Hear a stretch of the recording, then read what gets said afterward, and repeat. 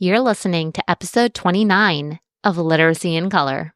Today, we're chatting with Kristina Harrill. You might know her as the founder of Sweet for Kindergarten. She leads a platform dedicated to empowering K-1 educators with research-based literacy ideas, curriculum, and training resources. Kristina taught kindergarten for 6 years before staying home with her 3 little ones. She's passionate about phonics, writing, and fine motor skills, and shares about simple ideas to make learning fun and engaging. And today, we're going to be talking about hands-on phonemic awareness activities. Welcome to the Literacy in Color podcast. I'm your host, Michelle Sullivan, a science of reading advocate with over a decade of experience as a reading interventionist and literacy coach. I'm passionate about making evidence-based instruction both effective and engaging. If you're interested in captivating our learners on reading fluently and understanding language, or as I like to call it, keeping it colorful, then you've found the right place. Each week, we'll explore intriguing lit bits and practical strategies around the science of reading and structured literacy to help you be colorful and teach colorfully. Are you ready to bring literacy to life? Let's color outside the lines and make an impact together. Hello, everyone. Today we are joined by Kristina Harrill. She is from Sweet for Kindergarten, and we are going to be talking about some hands-on phonemic awareness activities. So before we get started, let's just refresh our memories on phonemic awareness and what it is. We know it's one of the 5 pillars of literacy that the National Reading Panel put out to be a core part of your literacy instruction. And we also know that it has to do with sounds. We have our phonemes, which are the smallest units of sounds in our language, and having the ability to isolate phonemes and blend in segment phonemes and manipulate phonemes. Those are all phonemic awareness skills that we want to hone in on for our students to become proficient readers or writers. But with that, there is a lot of opinions about phonemic awareness that you'll come across in the science of reading community.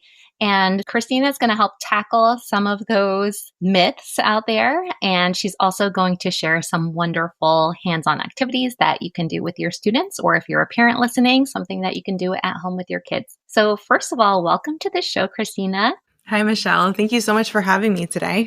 Of course. I'm so happy to have you here. So can we just get started by you introducing yourself and sharing with my listeners your background in education? Yes. So my name is Kristina. I taught kindergarten for 6 years, but now I'm staying at home with my 3 little kids. I have a 6-year-old who's in first grade, a 3-year-old, and an 18-month-old. We are in Northern Virginia, so it just snowed here. So we had an extra week of break, which was interesting. But anyways, I started Sweet for Kindergarten back in 2015 because I was struggling with phonics instruction in my own classroom. My reading curriculum didn't give us how to teach phonics. It just said, here's what to teach and when to teach it. And so I ended up creating my own phonics curriculum. I learned a lot more about phonemic awareness, and I would say that those 2 areas are like my jam. I love talking about phonics and phonemic awareness, and I love helping teachers and parents now with hands-on activities because I know from having my students and my own kids, they learn best with hands-on activities. So I've got trainings, courses, and curriculum to help teachers and parents with both of those areas. I love that. And it all started, a woman on a mission. I just needed some help. I didn't know what I was doing. And then I feel like that's how you become the best learner because you get knee deep in it yourself and you become the expert. Yes, definitely. So there's this popular phrase out there that phonemic awareness is done in the dark. So can you speak to this and maybe why there's more to the picture here? Yes. So that phrase, phonemic awareness is done in the dark. I hear that all the time, and it drives me crazy because it highlights the idea that phonemic awareness focuses on only oral and auditory skills without the need for visual aids like letters. So while this is true for the initial stages, we need to be able to orally do these activities first. That's not all we should be doing. For example, when you explicitly link sounds to letters, it helps students transition from oral blending and segmenting to decoding and spelling more effectively. Our end goal with phonemic awareness is not to be doing phonemic awareness forever. We need to be able to read and spell, and that's decoding and encoding. And in order for students to be able to confidently do that, they need that phonemic awareness background. So the main goal is you want to connect to the bridge. You want the phonemic awareness skills to directly correlate with the phonics skills.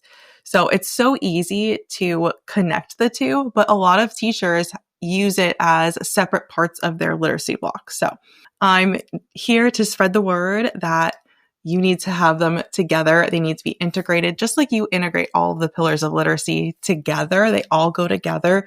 You want to make sure you do the same with phonemic awareness and phonics. And I think that's such an important distinction. Phonemic awareness can be done in the dark, but it doesn't have to be done in the dark. And when we have that kind of militaristic view, like it has to be this way, it's closing your mind off to that bridging piece. And we have these 5 pillars, but at the same time, it needs to be almost like a different model, like a salad or something. Right.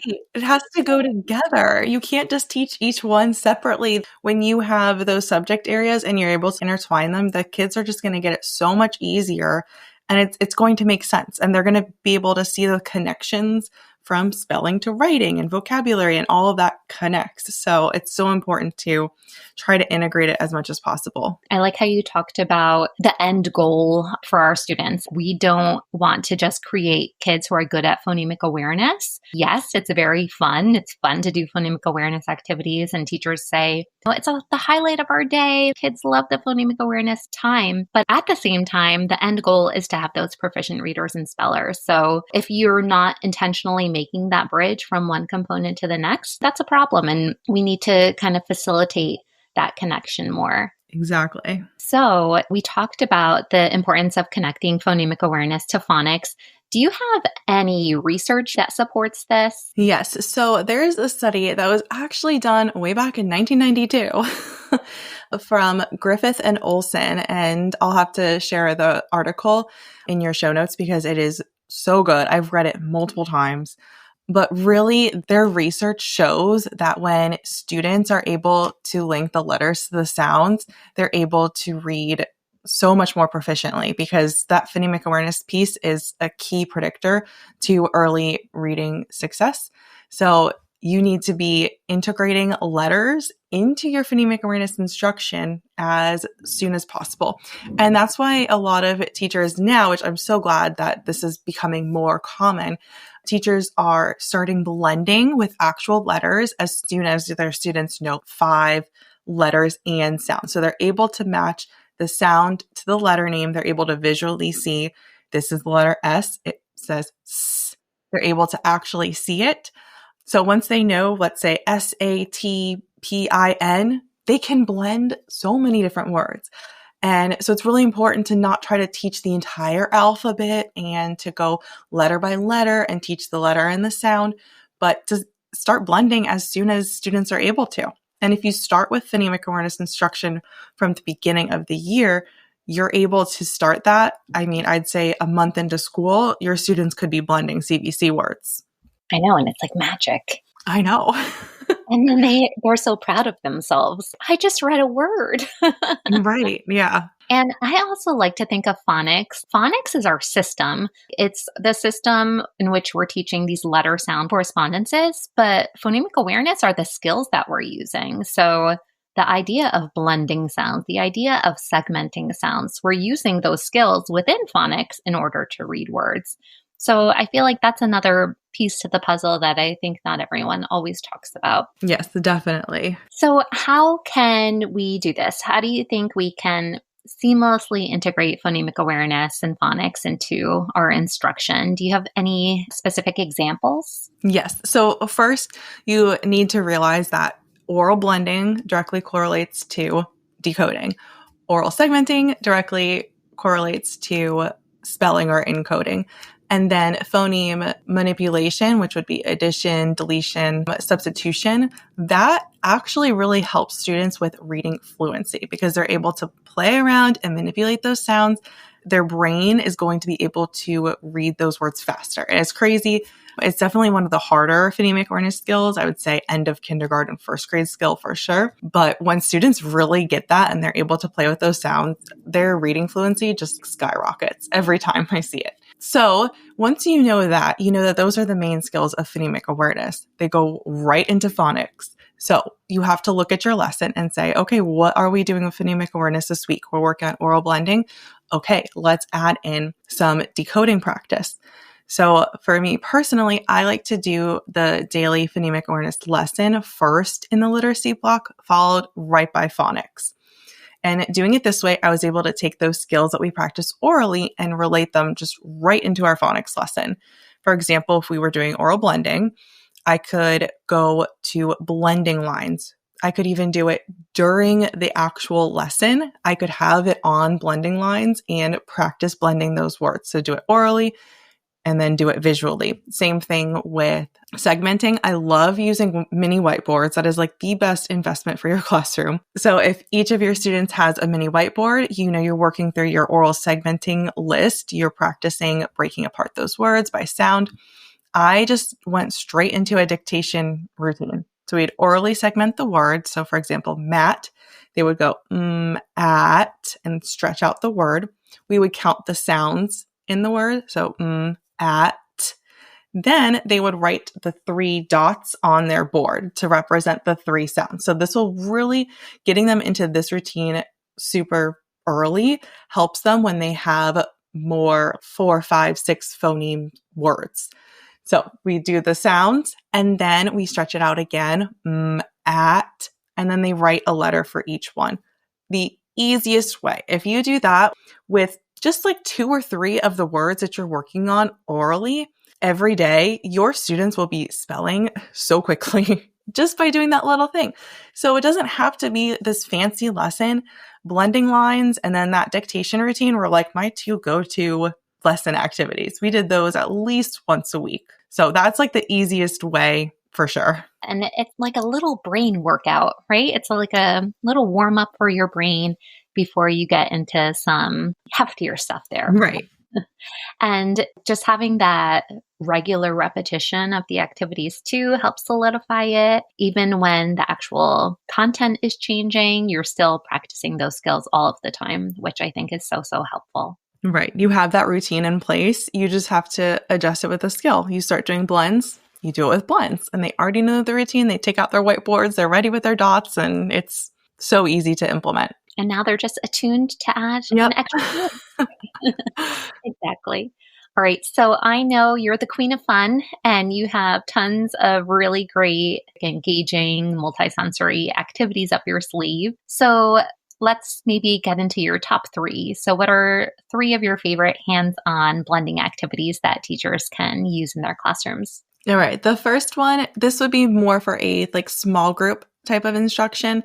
You could do this whole group, but it's car blending. So my son is obsessed with Hot Wheels cars. We have them all over our house, but they're super cheap to grab a whole bunch. And what we would do is you use the cars and you just drive through a sound box with each sound. So you would just go, at, and drive the car. And I don't know what it is about these cars, but I had one boy who really struggled with blending, both orally and decoding, but he loves cars. So I did this with him and it clicked. I don't know what it was. It was the magic of the cars. Using something that's like a toy just makes it really fun. Another activity I love Play-Doh. I use it for everything. The easiest thing to do is you have them roll 3 little balls of Play-Doh. And then as they're saying each sound, they press the Play-Doh down. And then they can just drag their finger across the bottom as they blend the word. And then another one, you would just need picture cards for this one. So you put picture cards in a pocket chart and it's I spy. So you would say, I spy a d, a, g. And they would have to find the dog on the pocket chart. So super easy to do. That was definitely one of my favorite whole group lesson activities because it was quick. It was easy. I could call on different students. I could also do informal assessment with that as well. And for these activities, you can do it orally, but then you can also add a flashcard in. So for the Play-Doh Smash, you can have the flashcard in front of them with the word, and they can say the word and then blend it that way too. So just using anything tactile or movement or visual just really helps them connect the skill. Those are all such great activities. And I feel like when it's multisensory, yes, it's more fun, but it also, you're engaging all these different parts of your brain at the same time. And it just helps the information stick so much more. When you were talking about the cars and you're like, I wonder why it worked. And I'm just thinking, they're probably like pretending they're revving up their own engine. And then Play-Doh, I mean, who doesn't love Play-Doh? Yes. And it's so good for fine motor skills too. It's like a little extra benefit. Yeah, multi-purpose. I love that. 2 birds with 1 stone. And it's just a funner way to kind of tap out those sounds rather than just using chips or pushing the counter or something. Yeah. And the I Spy is so great too, because you'd be surprised how tricky that can be for some kids. And I remember when I first started doing even phonemic awareness activities with my older daughter, I'd be like, guess my secret word. And I'd say, at, and she'd be like, banana. Yep. And you're like, how do you not hear my message? Like, how are you not getting it? And it wasn't until she finally was able to do those little activities that I'm like, oh my gosh, I think she's ready to read. And we attach the letters too. But those little I Spy fun games, they're so worthwhile. And like I said, it's not just about being fun. They're all purposeful and they have a place in your literacy blocks. Yeah. And that one you can do on the go too. I'll do that with my kids in the bathtub, in the car. So it's so easy to do it wherever you are, waiting in line for specials. That's so true. And there's I Spy mats out there, but you could just do I Spy in the real world with words too. So great. Thank you, Kristina, for sharing those activities. They're so much fun. I'm sure my listeners would love to hear some more activities that you have up your sleeve. So where can they find you and connect with you further? Yeah. So my website is sweetforkindergarten.com. I'm on Instagram at Kristina Harrill and also at Sweet for Kindergarten too, but I mainly post on the Kristina Harrill one. And if you're interested in learning more about phonemic awareness and even more activity ideas, I think I have 20 different hands-on activity ideas. I have a free 3-day video series now available at sweetforkindergarten.com/powerpack, along with a special offer only available there, which you would get a full year of phonemic awareness curriculum, the activity guide with all of those different activities and pictures, how-to videos and resources for just $25. And I have a coupon code for your listeners too. So if you add the code podcast, you can get $5 off as well. Oh, I love a good coupon. Awesome. We could definitely link that all in the show notes. That sounds so helpful. I know that I would love to use that if I was hunting for some phonemic awareness activities. So thank you for sharing that. And thank you so much for joining me today. Yes, thank you so much for having me. I love chatting about phonemic awareness. Thank you so much for tuning into Literacy in Color. I hope today's episode left you feeling both inspired and equipped with something new to add to your teaching toolkit. If you're enjoying this podcast, it would truly mean so much to me if you'd leave a 5-star review. It helps other educators find the show and join our colorful community. And don't forget to hit the follow or subscribe button so you never miss an episode. For more tips, tools, and resources, be sure to check out the links in the show notes at michelleandthecolorfulclassroom.com. Thanks again for listening, and I'll catch you next week. Until then, be colorful and teach colorfully.